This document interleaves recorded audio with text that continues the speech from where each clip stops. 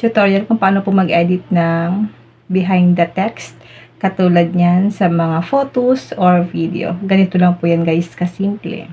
Buksan lang natin ang CapCut kasi doon tayo mag-edit. Tap New Project. Piliin lang natin ang photos or videos. Nalalagay natin ang behind the text. Halimbawa guys, sa akin yung photos. Tap lang natin yung photos. Tap natin ang add. Then dito guys sa baba, piliin po natin ang aspect ratio. Piliin ko lang po ang 9:16. Palakin po natin guys yung picture. Kapag okay na, tap na po natin ang check. Tap natin ang text. Tap add text. So ilalagay lang natin dito guys yung text na gusto mong ilagay. Halimbawa guys sa akin ito. 24K followers.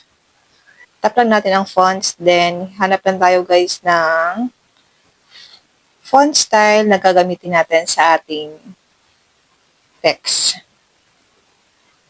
Kapag may pro guys, ibig sabihin po may bayad yan. Halimbawa guys, ito. Kung naka-pro naman kayo guys, mas magandang gamitin talaga yung mga ganito. Ganyan. Pero kung hindi kayo guys naka-pro, yung mga walang pro po yung gagamitin nyo. Halimbawa ganyan. Takpan lang natin.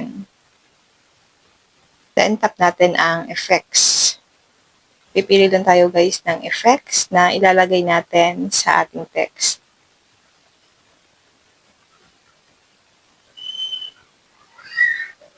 Halimbawa guys, ganyan.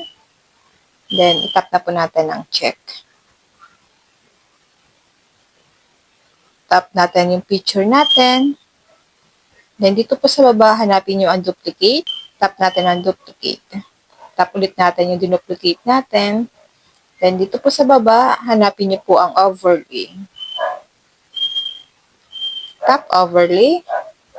Then, ipantay natin sa first clip. Then, tap natin yung in-overlay natin. Dito guys, hanapin nyo po ang remove PG. Piliin po natin ang auto removal. Kung naka-pro kayo guys. Tap na po natin ang check. Back lang natin ito guys. Hanapin po natin dito ang layer. Tap lang natin ang layer. Then, itong in-overlay natin, ilagay natin dito guys sa text. I-switch mo lang siya. So, ganyan po ang magiging itsura niyan. Tap na po natin ang check. Pwede nyo pa siyang i-adjust yung text. Back lang natin ito. Back. Tap lang natin ang text sa baba. Pwede mo siyang i-adjust. Tap mo lang yung text. I-highlight mo lang siya.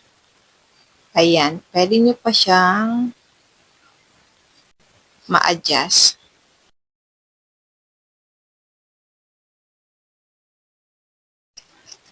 Ayan. Kapag okay na yan guys, pwede mo na siyang i-export o kaya i-screenshot. So, ito na siya guys. Ganun lang kadali at kasimple yung paglagay ng behind the text sa video or sa ating mga photos. Yun na guys, sana po may natutunan kayo sa ating video. Huwag niyo pong kalimutan na i-follow at i-share ang ating video para malaman din po ng iba kung paano po mag-edit ng behind the text sa ating mga photos or videos.